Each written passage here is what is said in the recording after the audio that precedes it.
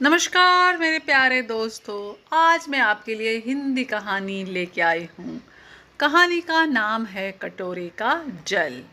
ये कहानी तेनाली रामन की है। तो देखते हैं तेनाली रामन की कहानी। एक बार राजा कृष्णदेवराय अमरकंटक की यात्रा पर गए। उनके साथ प्रमुख दरबारी और सैनिक भी थे। जहाँ से नर्मदा नदी निकलती है वहाँ उन्हें एक सिद्ध संत के दर्शन हुए। संत पृथ्वी से 1 फुट ऊंचे हवा में स्थित थे। आंखें बंद थी। मुंह से निरंतर ओम का स्वर निकल रहा था। नीचे धरती पर मृगछाला बिछी थी। यह देखकर राजा हैरान हो उठे और दरबारियों सहित हाथ जोड़कर वहीं बैठ गए। कुछ देर बाद संत ने आंखें खोली। धीरे धीरे पृथ्वी पर आए, फिर धरती पर बिछी मृगछाला पर टिक गए। हाथ जोड़े सामने बैठे कृष्णदेव राय को देखकर बोले, कहो कृष्णदेव, आनंद में हो न? जी महाराज, राजा कृष्णदेव ने नम्र स्वर में उत्तर दिया। किंतु महाराज, राजा सकुचाकर बोले, मैं सब जानता हूँ। संत ने कहा, आजकल विजयनगर राज्य पर संकट के बादल छाए हैं। शत्रुओं के हमलों ने राज्य के खजाने को खाली कर दिया है। यही ना? राजा नतमस्तक हो गए। संत ने राजा को एक कटोरा देकर उसमें नर्मदा का जल भर कर लाने के लिए कहा। राजा कटोरे में नर्मदा का जल ले आए। संत ने अपनी उंगली जल में डुबोई। कुछ मंत्र पढ़कर राजा से बोले, कटोरे के इस जल के छींटे 7 दिन तक अपने खजाने में मारना। खजाना भर जाएगा, वह कभी खाली नहीं रहेगा। पर सावधानी रखना कि जल कटोरे में ही रहना चाहिए। कृष्णदेव राय प्रसन्नता से भर उठे। जल के कटोरे को सावधानी से लेकर अपनी छावनी में लौटे और दरबारियों तथा सैनिकों को विजयनगर चलने का हुक्म दिया। डेरे तंबू उखाड़ लिए गए, सारा सामान बांध लिया गया, रथों में घोड़े जोत दिए गए। किंतु राजा परेशान थे। जब दरबारियों ने पूछा तो वे बोले, जल का यह कटोरा इतनी लंबी और ऊबड़ खाबड़ यात्रा के बाद विजयनगर तक कैसे पहुँचेगा? छलक छलक कर सारा जल रास्ते में ही समाप्त हो जाएगा। समस्या बड़ी थी। जल से भरे कटोरे को विजयनगर तक पहुंचाना सभी को असंभव लग रहा था।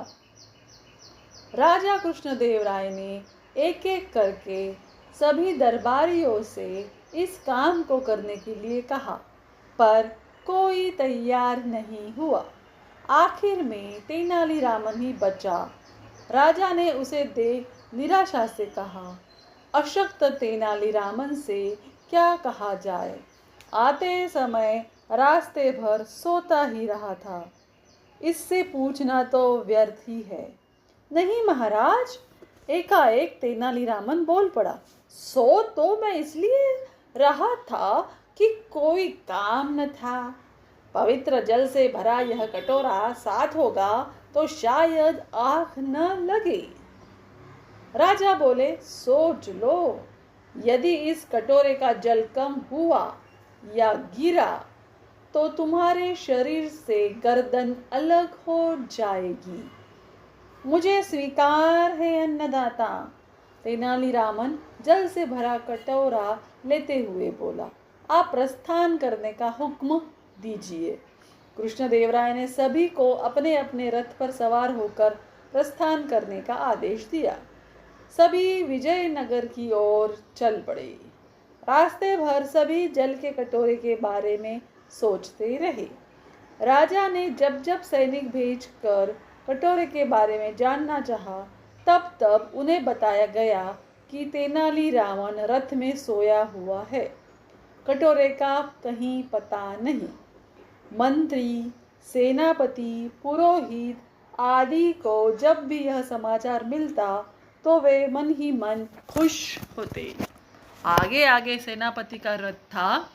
वह सबको ऐसे रास्ते से लेकर जा रहा था जो काफी ऊबड़ खाबड़ था। तेनालीरामन का रथ जोर जोर से हिचकोले खा रहा था। विजयनगर आते आते सभी को विश्वास हो गया था कि कटोरे का जल तो जल, इतनी कठिन यात्रा में कटोरा ही पिचक टूट फूट गया होगा। जब सभी रथ महल के आगे रुके तो राजा कृष्णदेव राय ने सैनिकों से कहा, तेनालीरामन को जगा कर कहो कि पवित्र जल से भरा कटोरा मुझे दे दे। जैसे जैसे सैनिक तेनालीरामन के रथ की ओर बढ़ रहे थे, दरबारियों को तेनालीरामन की मृत्यु पास आती दिखाई दे रही थी। तेनालीरामन उस समय भी सोया हुआ था। सैनिकों ने उसे जगाया तो वह आंख मलते हुए उठा, बाहर झांका, सैनिकों की बात सुनी, फिर रथ की छत से बंधा अपना थैला उतारकर राजा के पास चल दिया। तेनालीरामन को कटोरे की जगह झोला लटकाए आता देख राजा बोले, मैंने तुम्हें झोला नहीं, पवित्र जल से भरा कटोरा लाने के लिए कहा था। वही लाया हूँ अन्नदाता। कहते कहते तेनालीरामन ने झोले में हाथ डाला और जल से भरा कटोरा राजा को दे दिया। कटोरे को देखकर सभी हैरान थे। राजा कृष्णदेव राय कभी तेनालीरामन के थैले की ओर देखते, कभी जल से लबालब भरे कटोरे की ओर। जब उनसे रहा न गया तो बोले, यदि तुम हमें बता दो कि इस झोले में रखकर तुम जल से भरे इस कटोरे को सुरक्षित कैसे लाए, तो जो मांगोगे वही मिलेगा। तेनालीरामन मुस्काया, थैले में हाथ डाला, फिर एक फटा गुब्बारा निकालकर राजा के सामने रख दिया। बोला, मैंने जल से भरा यह कटोरा इस गुब्बारे में रख दिया था। गुब्बारे की रबर कटोरे के चारों ओर कसी होने से जल से भरा कटोरा यहाँ तक सुरक्षित आ पहुँचा। तो आपको ये कटोरे का जल की कहानी कैसे लगी? तेनालीरामन ने कैसी युक्ति निकाली? तो दोस्तों, हमेशा शक्ति से काम नहीं चलता है, कभी कभी हमको युक्ति से काम लेना पड़ता है। तो दोस्तों, धन्यवाद, बाय बाय।